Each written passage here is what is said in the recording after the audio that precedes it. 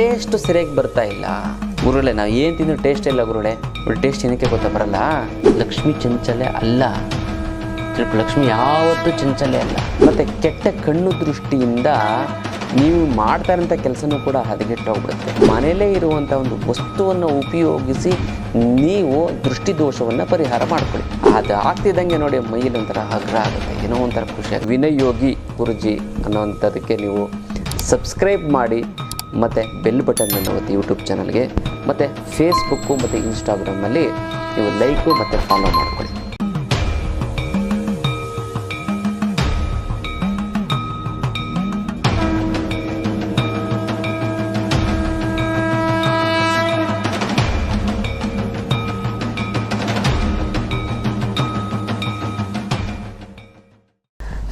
ಜೈ ಭಗವಾನ್. ಎಲ್ಲರಿಗೂ ನಮಸ್ಕಾರ. ಓ ಮಹಾದೇವಿ ಚಂದ್ರಮಿಷ್ಟ ಪತ್ನಿಂಚಮಹಿ ತನ್ನೋ ಐಶ್ವರ್ಯ ಲಕ್ಷ್ಮಿ ಪ್ರಚೋದಯ. ನಮಸ್ಕಾರ.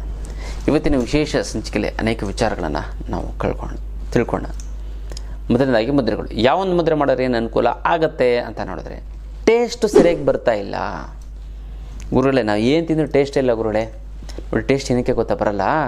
ನೋಡಿ ಬೆಳಗ್ಗೆ ಎದ್ದ ತಕ್ಷಣ ನೀವೇನು ಮಾಡ್ತೀರಾ? ಹಲ್ಲು ಉಜ್ತೀರಾ. ಆ ಹಲ್ಲು ಉಜ್ಜೋ ಟೈಮಲ್ಲಿ ನೀವು ಟೂತ್ ಪೇಸ್ಟ್ನ ಇಷ್ಟು ದಪ್ಪ ಹಾಕ್ಕೊಂಡು ಉಜ್ಜಿದೆ. ಅದೇನಾಗುತ್ತೆ? ಕೆಮಿಕಲ್ ಅಲ್ವಾ? ಈ ಟೇಸ್ಟ್ ಬಸ್ಟ್ ಮೇಲೆ ಟೇಸ್ಟಿನ ಬಡ್ಸ್ ಅಂತ ಇರುತ್ತೆ. ಈ ನಾಲಿಗೆ ಮೇಲೆ ಸಣ್ಣ ಸಣ್ಣ ಸಣ್ಣ ಸಣ್ಣ ಸಣ್ಣ ಬಡ್ಡಿರುತ್ತೆ. ಅದ್ರ ಮೇಲೆ ಕೂತ್ಕೊಂಡು ಅದು ಸಿಹಿಯಾಗಿರುತ್ತೆ, ಒಂಥರ ಇರುತ್ತೆ, ಒಂಥರ ಚೆನ್ನಾಗಿರೋಂಥ ಒಂದು ಅನುಭವ ಆಗುತ್ತೆ. ಆದರೆ ಅದನ್ನು ತಿಂದಾಗ ಅದ್ರ ಮೇಲೆ ಕೂತಿರ್ತದೆ. ನೀವು ಅದಾದಮೇಲೆ ನೀವೇನು ಮಾಡ್ತೀರಾ? ಪೂಜೆ ಮಾಡ್ತೀರ. ಒಂದು ಕಾಲು ಗಂಟೆ ಅರ್ಧ ಗಂಟೆ ಆದಮೇಲೆ ಟಿಫನ್ ಮಾಡಿದ್ರೆ ಆ ಟೇಸ್ಟೇ ಟೂತ್ಪೇಸ್ಟಿನ ಟೇಸ್ಟೇ ಇರುತ್ತೆ. ಅದ್ರ ಮೇಲೆ ನೀವು ಏನೇ ಒಂದು ಟೇಸ್ಟ್ ಹಾಕಿದ್ರೂ ಕೂಡ ಅದು ರುಚಿಸುವುದಿಲ್ಲ. ಅದಕ್ಕೆ ಟೂತ್ಪೇಸ್ಟನ್ನು ಕಡಿಮೆ ಮಾಡಿ, ಕಡಿಮೆ ಪ್ರಮಾಣದಲ್ಲಿ ಯೂಸ್ ಮಾಡಿ ಅದಲ್ಲ. ಇನ್ನು ಟೂತ್ಪೇಸ್ಟನ್ನು ಹಲ್ಲುಜ್ಜಾದ್ಮೇಲೆ ನಾಲ್ಗೆ ತಿಕ್ಕಿ, ಆವಾಗ ಟೂತ್ಪೇಸ್ಟಿನ ಮೇಲಿರುವಂಥ ಕೆಮಿಕಲು ಅದು ನಾಲ್ಗೆ ಟೇಸ್ಟಿನ ಬಡ್ಸ್ ಮೇಲೆ ಕೂತ್ಕೊಳ್ಳೋದು ಕಡಿಮೆ ಮಾಡುತ್ತೆ. ಆವಾಗ ನೀವು ಟೇಸ್ಟನ್ನು ಎಂಜಾಯ್ ಮಾಡ್ಬೋದು, ಗೊತ್ತಲ್ಲ. ಅದಕ್ಕೋಸ್ಕರ ಮೇಯ್ನು ಟೇಸ್ಟು ಕಡಿಮೆ ಆಗೋವಂಥದ್ದು ಯಾವುದರಿಂದ ಅಂತಂದರೆ, ನೀವು ಬೆಳಗ್ಗೆ ಎದ್ದ ತಕ್ಷಣ ಅದು ಹಲ್ಲುನ ಪೇಸ್ಟನ್ನು ಹಾಕ್ಕೊಂಡಿರೋಂಥದ್ದು. ಇನ್ನೊಂದು ಏನು ಟೇಸ್ಟ್ ಫಸ್ಟ್ ಕಡಿಮೆ ಆಗಿರೋದು ಅಂತಂದರೆ, ನೀವು ತಗೊಳ್ಳುವಂಥ ವಿಪರೀತ ಮಾತ್ರೆಯಿಂದ. ಒಬ್ಬೊಬ್ಬ ಮನುಷ್ಯ ನೋಡಿ, ಡಾಕ್ಟರ್ ಬಿ ಎಮ್ ಹೆಗಡೆ ಅವರು ಹೇಳ್ತಾರೆ, 20 ಜನದಲ್ಲಿ ಒಬ್ಬ ದಿನಕ್ಕೆ ಪ್ರತಿದಿನ ಮಾತ್ರೆ ತಗೋತಾನೆ. ಅದು ಎಷ್ಟು ಮಾತ್ರೆ? 5 ರಿಂದ 6 ಮಾತ್ರೆ ತಗೋತಾನಂತೆ. ಈ ಥರ ಜಾಸ್ತಿ ಮಾತ್ರೆ ಬೆಳಗ್ಗೆ ಮಧ್ಯಾಹ್ನ ಸಾಯಂಕಾಲ ಶುಗರು, BP, ಇನ್ನೊಂದು ಯಾವುದೋ ನೋವು, ಮತ್ತೊಂದು ನೋವು ಅಂತ 28 ಮಾತ್ರೆ ತಗೋತಾ ಇತ್ತು ಅಂತಂದರೆ ಟೇಸ್ಟ್ ಸಿಗಲ್ಲ, ತಿಳ್ಕೊಬಿಡಿ. Because of chemical reaction. ಅದಕ್ಕೋಸ್ಕರ ಕೆಲವೊಂದರ ಕಾಯಿಲೆಗಳನ್ನು ನೀವೇನು ಮಾಡ್ಬೋದು? ಸಿಂಪಲ್ಲಾಗಿ ಎಲ್ಲ ಕಾಯಿಲೆಗಳನ್ನು ಗುಣ ಮಾಡೋಣ. ಶಿಬಿರದಲ್ಲಿ ಹೇಳ್ಕೊಡ್ತೀನಿ ಬನ್ನಿ. ನಮ್ಮ ಮನಸ್ಸಿಗೆ ಅಷ್ಟೊಂದು ಶಕ್ತಿ ಇದೆ, ಅಷ್ಟೊಂದು ದೈವ ಶಕ್ತಿ ಇದೆ. ಯಾವುದೇ ರೀತಿಯಾದಂತಹ ಮಾತ್ರೆ ತಗೊಳ್ಳದೆ, ಯಾವುದೇ ರೀತಿಯಿಂದ ಆಪ್ರೇಷನ್ ಮಾಡಿಸ್ದೇನೆ ಎಷ್ಟೊಂದು ಕಾಯಿಲೆಗಳನ್ನು ಕೇವಲ ಮುದ್ರೆಯಿಂದ, ನನ್ನ ತಂತ್ರದಿಂದ ಗುಣ ಮಾಡಿದ್ದೀನಿ ವೈಜ್ಞಾನಿಕವಾಗಿ, ಗೊತ್ತಾಯ್ತಲ್ಲ. ಹಾಗಾಗಿ ಸುಮ್ಮನೆ ಏನಕ್ಕೆ ಆಪ್ರೇಷನ್ನು ಮಾತ್ರೆಯನ್ನು 10 ಮಾತ್ರೆ 15 ಮಾತ್ರೆ ತಗೊಂಡು 3 ಮಾತ್ರೆ ತೊಗೊಳಂಗೆ ಮಾಡಿದ್ದೀನಿ. ಬರೀ 3 ಮಾತ್ರೆ. ಅದನ್ನು ಕೂಡ ಬೇರೆ ಆಯುರ್ವೇದ ಚಿಕಿತ್ಸೆಯ ರೂಪದಲ್ಲಿ ಹೋಗಿ ಈಗ ಅದನ್ನು ಕಡಿಮೆ ಮಾಡ್ತಾ ಇದ್ದಾರೆ. ಅದಕ್ಕೆ ನೀವೇನು ಮಾಡಿ ಅಂತಂದರೆ, ಗ್ಯಾಸ್ಟ್ರಿಕ್ ಈಗ ಪ್ಯಾಂಡಿ ಯಾವುದಾದ್ರು 28 ಮಾತ್ರೆ ಕೊಡ್ತಾರೆ. ರ್ಯಾಂಟೆಕ್ಕು 28 ಬೇಡ, ಒಂಚೂರು ಏಲಕ್ಕಿ ತಿನ್ನಿ ಸಾಕು. ನೀವು ಗ್ಯಾಸ್ಟ್ರಿಕ್ ಮಾತ್ರೆ ತೊಗೊಳ್ಳೋ ಅವಶ್ಯಕತೆನೇ ಇಲ್ಲ. ಒಂದು ಮಾತ್ರೆ ಅವಾಯ್ಡ್ ಆಯಿತಾ, ಗೊತ್ತಲ್ಲ. ನೋವು ಪೈನ್ಗೆ ಸಿಂಪಲ್ಲಾಗಿರೋಂಥ ಒಂದು ಧ್ಯಾನಕ್ಕೆ ಒಂದು ಕ್ರಿಯೆ ಹೇಳ್ಕೊಡ್ತೀನಿ. ಆ ಕ್ರಿಯೆ ಹೇಳ್ಕೊಟ್ರೆ ಆನ್ ದಿ ಸ್ಪಾಟು ನೀವು ಎಂಥ ನೋವೇ ಇರಲಿ, ಪರ್ಮನೆಂಟ್ ಆಗಿರೋಂಥ ನೋವೇ ಬರಲಿ, 4 ಅವರ್ 5 ಅವರು ನೀವು ಹಿಪ್ನೋಟೈಸ್ ಮಾಡಿ ಆ ಒಂದು ಇದನ್ನು ನಿಲ್ಲಿಸ್ಬಿಡ್ಬೋದು ಅಂತ ಒಂದು ಅದ್ಭುತವಾದಂಥದ್ದನ್ನು ನಾನು ಹೇಳ್ಕೊಡ್ತೀನಿ. ನಮ್ಮ ಒಂದು ಶಿಬಿರ ಆನ್ಲೈನ್ ಕ್ಲಾಸಸ್ ಎಲ್ಲ ಇರುತ್ತೆ. ಬೇಗ ಜಾಯಿನ್ ಆಗಿ ಅಂತೆಲ್ಲ ಮಾಡ್ಕೊಳ್ಳಿ. ಅದು ಫಸ್ಟ್ ಕ್ಲಾಸ್ ಆಗುತ್ತೆ, ಚೆನ್ನಾಗಾಗುತ್ತೆ. ಥೈರಾಯ್ಡು ಪ್ರಾಬ್ಲಮ್ಮು ಏನೇ ಇತ್ತು ಅಂತಂದರೂ ಕೂಡ ಅದು ಕೂಡ ಆಗುತ್ತೆ. ಮತ್ತು ಟೇಸ್ಟ್ ಬಡ್ಸು ಇದು ನಿವಾರಣೆ ಆದರೂ ಕೂಡ ಒಂದು ನಿವಾರಣೆ ಆಗಬೇಕು ಅಂತಂದರೆ ನೀವು ಯಾವ ಮುದ್ರೆ ಮಾಡಿ ಅಂತಂದರೆ ಪ್ರಾಣ ಮುದ್ರೆ ಮಾಡಿ. ಜಸ್ಟ್ ಈ ಪ್ರಾಣ ಮುದ್ರೆನ 20 ನಿಮಿಷಗಳ ಕಾಲ ಮಾಡಿ, ಟೇಸ್ಟು ಇಂಪ್ರೂವ್ಮೆಂಟ್ ಆಗುತ್ತೆ. ಮಾತ್ರೆ ಅವಾಯ್ಡ್ ಮಾಡಿ. ಬೆಳಗ್ಗೆ ಎದ್ದ ತಕ್ಷಣ ಟೂತ್ಪೇಸ್ಟ್ನ ಕಡಿಮೆ ಪ್ರಮಾಣದಲ್ಲಿ ಹಾಕ್ಕೊಳ್ಳಿ, ಚೆನ್ನಾಗಾಗುತ್ತೆ, ಒಳ್ಳೆಯದಾಗುತ್ತೆ. ಅಲ್ಲ, ಇದು ವಿಶೇಷವಾದ ಒಂದು ಮುದ್ರೆಯ ವಿಚಾರ.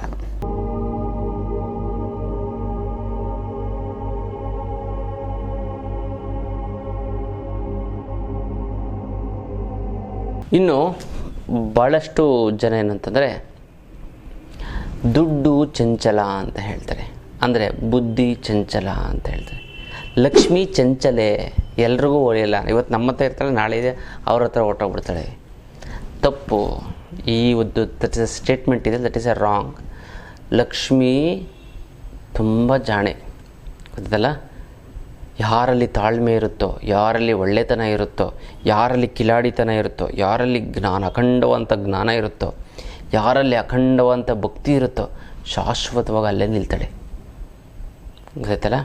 ಆದರೆ ದುಡ್ಡು ಚಂಚಲೆ ಅಲ್ಲ, ಲಕ್ಷ್ಮಿ ಚಂಚಲೆ ಅಲ್ಲ.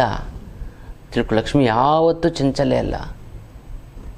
ಯಾವತ್ತು ದುಡ್ಡು ಇತ್ತು ಅಂತಂದರೆ ಶ್ರೀಮಂತ ಕೆಲವೊಂದರ ಜನ ದುಡ್ಡು ಕೊಳಿತಾ ಇರ್ತದೆ, ಬೀರಲಿಟ್ಟಿರ್ತಾರೆ, ಬ್ಯಾಂಕಲ್ಲಿ ಇಟ್ಟಿರ್ತಾರೆ, ಆಸ್ತಿ ರೂಪದಲ್ಲಿ ಕೂಟಿರಿ. ಎಷ್ಟೊಂದು ಜನ ಒಂದು 100 ಎಕರೆ ಜಮೀನು ಮಾಡ್ತಾರೆ. ಅವರು ಒಂದು 30 ವರ್ಷ 40 ವರ್ಷ ಇದ್ದಾಗ ಜಮೀನು ಮಾಡ್ತಾರೆ, 100 ಎಕರೆ ಏನೋ ಬಿಸ್ನೆಸ್ ಮಾಡಿ ಏನೋ. ಅದು ಅವ್ರ ಮಕ್ಕಳು ಮಕ್ಕಳಾಗುತ್ತೆ ಅವಾಗ ಕೊನೆಗೆ ಈ ವ್ಯಕ್ತಿ ಸತ್ತೋದ್ರೂ ಕೂಡ ಅದು ಹಂಗೆ ಉಳ್ಕೊಂಡು ಬರುತ್ತೆ. ಅದು ಯಾರ ಹತ್ರ ಅಂದರೆ ಆ ವ್ಯಕ್ತಿ ಯೂಸೇ ಮಾಡೋಕ್ಕಾಗಲ್ಲ ಅಷ್ಟು. ಅದನ್ನು ಮಾರೋದಂದ್ರೆ 100 ಎಕರೆ ಸೇಲ್ ಮಾಡ್ತಂದ್ರೆ ಎಷ್ಟು ಬರ್ತದೆ, ಅಷ್ಟನ್ನು ಸಮರ್ಥವಾಗಿ ಖರ್ಚು ಮಾಡೋಕ್ಕೂ ಕೂಡ ಆಗಲ್ಲ, ಗೊತ್ತಲ್ಲ. ಹಾಗಾಗಿ ಲಕ್ಷ್ಮೀ ಚಂಚಲೆ ಅಲ್ಲ. ಒಂದು ಕಡೆ ಇದ್ದರೆ ಶಾಶ್ವತವಾಗಿ ಇದ್ದು ಬಿಡ್ತಾಳೆ ಅವಳು. ಲಕ್ಷ್ಮೀ ಬರೋದೇ ಶಾಶ್ವತವಾಗಿ ಉಳಿಯೋದಕ್ಕೆ. ಆದರೆ ಮತ್ತು ಏನು ಚಂಚಲೆ? ನಮ್ಮ ಮನಸ್ಸು ಚಂಚಲ, ನಮ್ಮ ಮನಸ್ಸು ಚಂಚಲತೆಯಿಂದ ಕೂಡಿರುತ್ತೆ, ನಮ್ಮ ಬುದ್ಧಿ ಚಂಚಲತೆಯಿಂದ ಕೂಡಿರುತ್ತೆ. ನಾವೇನು ಮಾಡಿ ದುಡ್ಡು ಬಂದು ಅದನ್ನು ಸಮರ್ಥವಾಗಿ ಬೆಳೆಸಲ್ಲ, ಯಾವುದಕ್ಕೋ ಶೋಕಿ ಮಾಡೋಕ್ಕೆ ಖರ್ಚು ಮಾಡಿಬಿಡ್ತೀವಿ. ಇದು ವಿಚಾರ, ಅದಂಗೆ ಹಾಕಬಾರ್ದು. ಬುದ್ಧಿ ಮತ್ತು ಶಕ್ತಿ ಮತ್ತು ಸಾಮರ್ಥ್ಯವನ್ನು ನೀವು ಉಪಯೋಗಿಸ್ಕೋಬೇಕು. ಲಕ್ಷ್ಮಿ ಯಾವತ್ತಿದ್ರೂ ಚಂಚಲೆ ಅಲ್ಲ, ತಿಳ್ಕೊಬಿಡಿ. ಅಪ್ಪಿ ತಪ್ಪಿ ಮನಸ್ಸಿದೆ ತೆಗೆದಾಕ್ಬಿಡಿ, ಲಕ್ಷ್ಮಿ ಹೊರಟೋಗ್ಬಿಡ್ತಾಳೆ. ನೋ, ನಮ್ಮ ಬುದ್ಧಿ ಚಂಚಲ. ಇದೇ ಮೇ 10ನೇ ತಾರೀಕು ಆನ್ಲೈನ್ ಕ್ಲಾಸಸ್ ಇದೆ. ಈ ಆನ್ಲೈನ್ ಕ್ಲಾಸಸ್ಸಲ್ಲಿ ನಾನು ಹಣ ವಶೀಕರಣ, ಜನವಶೀಕರಣ ಶಿಬಿರವನ್ನು ಮಾಡ್ತಾಯಿದ್ದೀನಿ. ಖಂಡಿತವಾಗ್ಲೂ ಕೂಡ ಅದಕ್ಕೆ ನೀವೆಲ್ಲ ಜಾಯ್ನ್ ಆಗಿ ಹೆಸರನ್ನು ಬರೆಸಿ ಮತ್ತು ಬೇಗ ರಿಜಿಸ್ಟರ್ ಆಗಿ. ಖಂಡಿತವಾಗ್ಲೂ ಕೂಡ ಆ ಹಣ ವಶೀಕರಣ, ಜನವಶೀಕರಣ ತಂತ್ರವನ್ನು ನಾನು ನಿಮಗೆ ತಿಳಿಸ್ಕೊಡ್ತೀನಿ ಆನ್ಲೈನಲ್ಲಿ. ಅದ್ಭುತವಾದಂಥ ಒಂದು ವಿಚಾರಗಳು. ಯಾಕಂದರೆ ಇದು ತುಂಬ ಅವಶ್ಯಕತೆ ಇದೆ. ಯಾಕಂದರೆ ನೀವೊಂದು ಹೊರಗಡೆ ಹೋಗ್ಬೇಕು ಅಂತಂದ್ರೂ ಕೂಡ ಏನು ಡ್ರೆಸ್ ಮಾಡ್ಕೊಂಡು ಹೋಗ್ತೀರಾ, ಏನಕ್ಕೆ? 4 ಜನ ನಂಗೆ ಗೌರವ ಕೊಡಲಿ, ಅವ್ರು ವಶೀಕರಣ ಆಗದಿದ್ರೆ ಪರವಾಗಿಲ್ಲ, ನಮ್ಗೆ ರೆಸ್ಪೆಕ್ಟ್ ಕೊಡಲಿ ಅನ್ನೋದು. ಅದಕ್ಕೋಸ್ಕರ ನಾವು ಜನವಶೀಕರಣ ತಂತ್ರವನ್ನು ಕಲ್ತ್ಕೋಬೇಕು. ಮೇ 10ನೇ ತಾರೀಕಿಂದ 7 ದಿನದ ಒಂದು ಕ್ಲಾಸ್ ಇದೆ, ಕಾರ್ಯಾಗಾರ ಇದೆ.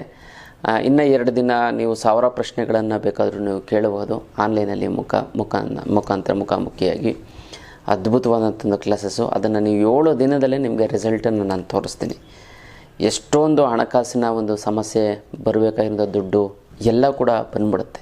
ಮೇಯ್ನಾಗಿ ಬರಬೇಕಾಗಿರೋ ದುಡ್ಡು ಒದ್ದಾಡ್ತಾರೆ ಜನ. ಯಾಕಂದರೆ ಇವ್ರು ಕಷ್ಟಪಟ್ಟಂಥ ದುಡ್ಡು ಬೇರೆ ಹಂಗೆ ಬಂದು ಹಂಗೆ ಹೋಯ್ತು ಅಂದರೆ ತಲೆ ಕೆಡಿಸ್ಕೊಳಂಗಿಲ್ಲ. ಇವ್ರು ಬರಬೇಕಾಗಿರೋ ದುಡ್ಡು ಇದೆಯಲ್ಲ, ಅದು ತುಂಬ ಅಂದರೆ ತುಂಬ. ಮತ್ತು ಯಾವ ರೀತಿ ಗುಪ್ತಧನವನ್ನು ಆವಾಹನೆ ಮಾಡಬೇಕು ಅದನ್ನು ನಾನು ಹೇಳ್ಕೊಡ್ತೀನಿ. ಮತ್ತು ಲೈಫ್ ಲಾಂಗ್ ನೀವು ಎಷ್ಟು ದುಡ್ಡು ಖರ್ಚು ಮಾಡೋದು ನಿಮಗೆ ದುಡ್ಡು ಬರ್ತಾನೇ ಇರಬೇಕು, ದುಡ್ಡು ಖರ್ಚೇ ಆಗಬಾರ್ದು. ಆ ರೀತಿ ಏನು ಮಾಡಬೇಕು ಅಂತ ನಾನು ತಿಳಿಸ್ಕೊಡ್ತೀನಿ. ಇದೆಲ್ಲ ಅದ್ಭುತವಾದಂಥ ಒಂದು ತಂತ್ರದ ಒಂದು ವಿಚಾರಗಳಾಗಿರುತ್ತೆ. ಖಂಡಿತವಾಗ್ಲೂ ಕೂಡ ನೀವು ಮಿಸ್ ಮಾಡದೆ ಈ ಒಂದು ಕ್ಲಾಸಸ್ಸನ್ನು ಜಾಯ್ನ್ ಆಗಿ ಅಲ್ಲ. ಇದು ವಿಶೇಷವಾದಂಥ ಒಂದು ಹಣ ವಶೀಕರಣದ ತರಗತಿ ಮತ್ತು ಕಾರ್ಯಾಗಾರ ಮತ್ತು ಶಿಬಿರ ಅಂತ ಹೇಳ್ಬೋದು. ನಮ್ಮ ಜ್ಞಾನ ಚಂಚಲ, ಯಾವುದೋ ಒಂದು ದುಡ್ಡು ಬರಬೇಕು, ಒಂದು ಒಳ್ಳೆ ಕಡೆ ಇನ್ವೆಸ್ಟ್ಮೆಂಟ್ ಮಾಡಬೇಕು, ಒಂದು ಕಷ್ಟಪಡಬೇಕು, ಶ್ರಮ ಪಡಬೇಕು, ದುಡಿಬೇಕು, ಅದೆಲ್ಲ ಆದಾಯ ತಗೊಳ್ಳೋ. ಅದನ್ನು ಬಿಟ್ಟು ರೇಸ್ ಕೋರ್ಸ್ ಆಡೋದು, ಇಸ್ಪೀಟ್ ಆಡೋದು ದುಡ್ಡು ಬರುತ್ತೆ ಅಂತಂದರೆ ಇವನು ಮನಸ್ಸು ಚಂಚಲ ಮಾಡೋ. ಲಕ್ಷ್ಮಿ ನನ್ನ ಕಡೆ ಇತ್ತು, ಇವಾಗ ಹೊರಟೋಯ್ತು ಅಂದ್ಬಿಟ್ರೆ, ಇಸ್ಪೀಟ್ ಆಡಿ ಸೋತ್ಬಿಟ್ಟು ಆತ ಲಕ್ಷ್ಮಿ ಚಂಚಲೆ ಅಂದ್ಬಿಟ್ರೆ ಅಲ್ಲ. ಇನ್ನು ಯಾವುದೋ ತಪ್ಪು ಬಿಸ್ನೆಸ್ ಮಾಡಿ ಲಕ್ಷ್ಮಿ ಚಂಚಲೆ ಅಂದ್ಬಿಟ್ರೆ ಅದಕ್ಕೋಸ್ಕರ ಅದು ಹಂಗೆ ಆಗಬಾರ್ದು ಇಲ್ಲ. ಅದಕ್ಕೋಸ್ಕರ ನೀವು ಯಾವುದೇ ಕಾರಣಕ್ಕೂ ನಿಮ್ಮ ಮನಸ್ಸಿನ ಚಂಚಲತೆಯಿಂದ ಇಟ್ಕೊಳ್ಳೋಕೆ ಹೋಗಬೇಡಿ. ನಮ್ಮ ಬುದ್ಧಿನ ಚಂಚಲಕ್ಕೆ ಮೈಂಡ್ ಫ್ಲಕ್ಚುಯೇಷನ್ಸ್ಗೆ ಕೊಡೋಕೆ ಹೋಗಬೇಡಿ ಇಲ್ಲ. ಇದು ಒಂದು ಮನೆಯ ಸೂತ್ರ. ಜನರ ದೃಷ್ಟಿ, ಕೆಟ್ಟ ಕಣ್ಣು ದೃಷ್ಟಿ, ನರದೃಷ್ಟಿಯಿಂದ ಹಿಂಸೆ ಆಗ್ತಾ ಇದೆಯಾ, ತಲೆನೇ ಕೆಡಿಸ್ಕೋಬೇಡಿ. ಅನ್ನದಿಂದ ನಾನು ಹೇಳಿಕೊಡುವಂಥ ತಂತ್ರವನ್ನು ಮಾಡಿ ಒಂದೇ ದಿನ ಒಂದೇ ಕ್ಷಣದಲ್ಲಿ ಪಟ್ಟಂತ ಪರಿಹಾರ ಆಗಿಬಿಡುತ್ತೆ. ಆ ತಂತ್ರವನ್ನು ಹೇಳ್ಕೊಡ್ತೀನಿ. ಅದಕ್ಕಿಂತ ಮುಂಚೆ ವಿನಯ್ ಯೋಗಿ ಗುರುಜಿ ಅನ್ನೋವಂಥದ್ದಕ್ಕೆ ನೀವು ಸಬ್ಸ್ಕ್ರೈಬ್ ಮಾಡಿ ಮತ್ತು ಬೆಲ್ ಬಟನನ್ನು ಒತ್ತಿ ಯೂಟ್ಯೂಬ್ ಚಾನಲ್ಗೆ, ಮತ್ತು ಫೇಸ್ಬುಕ್ಕು ಮತ್ತು ಇನ್ಸ್ಟಾಗ್ರಾಮಲ್ಲಿ ನೀವು ಲೈಕು ಮತ್ತು ಫಾಲೋ ಮಾಡ್ಕೊಳ್ಳಿ. ಈ ಒಂದು ವಿಶೇಷವಾದಂಥ ಒಂದು ಸಂದರ್ಭ ಏನು ಅಂತಂದರೆ ದೃಷ್ಟಿದೋಷ ನಿವೃತ್ತಿ ಅಂತ ಹೇಳ್ಕೊಳ್ಳೋಂಥದ್ದು.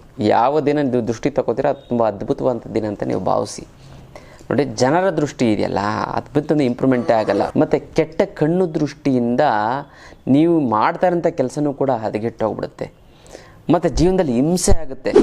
ಈ ಕೆಟ್ಟ ದೃಷ್ಟಿಯಿಂದ ಏನಾಗುತ್ತೆ ಗೊತ್ತಾ, ಆಗುವಂಥ ಇನ್ನೇನು ನಾಳೆ ಆಗೋಯ್ತು, ಸೇಲ್ ಆಗೋದು, ದುಡ್ಡು ಬರ್ತಾಯಿದೆ ಅನ್ನೋಷ್ಟರಲ್ಲಿ ಕ್ಯಾನ್ಸಲ್ ಆಗಿಬಿಡುತ್ತೆ. ಆವಾಗ ನಮ್ಮ ಮನಸ್ಸು ಹೆಂಗಾಗುತ್ತೆ ಹೇಳಿ, ಜೀವ ಹಿಂಡ್ದಂಗೆ ಆಗ್ಬಿಡ್ತದೆ.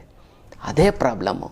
ಅದಕ್ಕೋಸ್ಕರ ನೀವು ಏನಿಲ್ಲ, ಮನೆಯಲ್ಲೇ ಇರುವಂಥ ಒಂದು ವಸ್ತುವನ್ನು ಉಪಯೋಗಿಸಿ ನೀವು ದೃಷ್ಟಿದೋಷವನ್ನು ಪರಿಹಾರ ಮಾಡ್ಕೊಳ್ಳಿ. ಏನು ಇದು ನೋಡ್ತಿದ್ದಂಗೆ ನೀವು ಮಾಡ್ಕೊಳ್ಳಿ. ಇದು ಯಾವ ಟೈಮು ಗಿಮ್ಮು ಅಂತ ಏನೇ ಅವಶ್ಯಕತೆ ಇಲ್ಲ. ಯಾವ ದಿನ ಯಾವ ಟೈಮಲ್ಲಿ ಯಾವ ಕ್ಷಣದಲ್ಲಿ ನೀವು ಮಾಡ್ತಿರೋ ಅವತ್ತೇ ನಿಮಗೆ ಭಾಗ್ಯೋದಯ. ಯಾಕಂದರೆ ನೀವು ತುಂಬ ಇಂಪ್ರೂವ್ಮೆಂಟ್ ಆಗ್ತಿರಲ್ಲ. ಅದಕ್ಕೋಸ್ಕರ ನೀವೇನು ಮಾಡಿ ಅಂತಂದರೆ, ನೀವು ಒಂದು ಉಂಡೆನ ತೆಗೆದುಕೊಳ್ಳಿ, ಅನ್ನದ ಉಂಡೆ ಮಾಡ್ಕೊಳ್ಳಿ. ಅದಕ್ಕೆ ನೀವೇನು ಮಾಡಿ ಅಂತಂದರೆ ಅರಿಶಿಣವನ್ನು ಕಲಸಿ, ಮಕ್ಕಳಿಗೆಲ್ಲ ಮಾಡ್ತಾಯಿದ್ರು ಗೊತ್ತಲ್ಲ. ಮತ್ತು ರಕ್ತಚಂದನವನ್ನು ತೆಗೆದುಕೊಳ್ಳಿ, ಅದನ್ನು ಅನ್ನಕ್ಕೆ ಕಲಸಿ, ಮತ್ತು ಇದ್ಲನ್ನು ತೆಗೆದು ಅನ್ನ ಕಲಸಿ ಉಂಡೆ ಮಾಡಿ, ಮೂರನ್ನು ಕೂಡ ವಿಳ್ಯದೆಲೆ ಮೇಲೋ ಅಥವಾ ಯಾವುದಾದ್ರು ಒಂದು ಎಲೆ ಮೇಲೋ ಅದನ್ನು ಇಟ್ಕೊಂಡು ನೀವು ಏನು ಮಾಡೋ ಅವಶ್ಯಕತೆ ಇಲ್ಲ. ಅದನ್ನು ತೆಗೆದುಕೊಂಡು ಒಂದೊಂದೇ ಉಂಡೆನ ತೆಗೆದುಕೊಂಡು ಹಿಂಗೆ ದೃಷ್ಟಿ ತಗೊಳ್ಳಿ. ಸರ್ರ ಅಂತ ಹೇಳ್ಕೊಳ್ಳುತ್ತೆ, ದೃಷ್ಟಿಯೆಲ್ಲ ಹೋಗಲಿ ಅಂತ ಅಂದ್ಬಿಟ್ಟು ಮನಸ್ಸು ಸಂಕಲ್ಪ ಮಾಡಿಕೊಂಡು 9 ಬಾರಿ ಕ್ಲಾಕ್ ವೈಸ್ ಮತ್ತು ಆ್ಯಂಟಿ ಕ್ಲಾಕ್ ವೈಸ್ ಹಿಂಗೆ 9 ಬಾರಿ, ಮತ್ತು ಹಿಂಗೆ 9 ಬಾರಿ, ತಲೆಗೆ 9 ಕ್ಲಾಕ್ ವೈಸ್, ಆ್ಯಂಟಿ ಕ್ಲಾಸ್ 9 ಬಾರಿ, ವೃತ್ತಾಕಾರ ಮತ್ತು ವಿರುದ್ಧಾಕಾರ, ಮತ್ತು ದೇಹಕ್ಕೆ ಹಿಂಗೆ ವೃತ್ತಾಕಾರ ಮತ್ತು ವಿರುದ್ಧಾಕಾರ ಮಾಡಿಕೊಂಡು ಮತ್ತು ಆ ಎಲೆ ಮೇಲೆ ಇಡಿ ಗೊತ್ತಲ್ಲ. ಈ ರಕ್ತಚಂದನದ್ದು ನೀವು ಕಲಸಿ ಇಟ್ಕೊಂಡಿರ್ತ ಅನ್ನ, ಅದನ್ನು ತೊಗೊಳ್ಳಿ, ಹಿಂಗೆ 9 ಬಾರಿ ಮತ್ತು ಮೇಲಿಂದ ಕೆಳಗಡೆ 9 ಬಾರಿ ಅದನ್ನು ಇಡಿ. ಬರಬೇಕಾಗಿರೋ ದುಡ್ಡು ಬರ್ತಾಯಿಲ್ಲ ಅಂತಂದರೆ, ಕೊಡೋರಿಗೆ ಕೊಡೋಕ್ಕಾಗ್ತಾ ಇಲ್ಲ ಅಂದರೆ, ಸಿಕ್ಕಾಪಟ್ಟೆ ಸಾಲ ಆಗಿತ್ತು ಅಂದರೆ, ಗುರುಗಳೇ ದುಡ್ಡು ನೀರು ಥರ ಖರ್ಚಾಗ್ತದೆ, ಏನು ಮಾಡೋದು ಅನ್ನೋದೇ ಗೊತ್ತಾಗ್ತಾ ಇಲ್ಲ ಅಂಥವ್ರಿಗೆ ಇದಕ್ಕೆಲ್ಲ ತಲೆ ಕೆಡಿಸ್ಕೋಬೇಡಿ. ಇದಕ್ಕೆಲ್ಲ ಏಕೈಕ ರಾಮಬಾಣ ಅಂದರೆ ಅಷ್ಟಲಕ್ಷ್ಮಿ ಯಂತ್ರ. ಈ ಅಷ್ಟಲಕ್ಷ್ಮಿ ಯಂತ್ರವನ್ನು ಮನೇಲಿಟ್ಟು ಪ್ರತಿಷ್ಠಾಪನೆ ಮಾಡಿತ್ತು ಅಂತ ಆಯಿತು ಅಂದರೆ 6 ತಿಂಗಳೊಳಗೆ ನಿಮಗೆ ಸಾಲ ಸೋಲಗಳು ತೀರೋಗ್ಬಿಡುತ್ತೆ.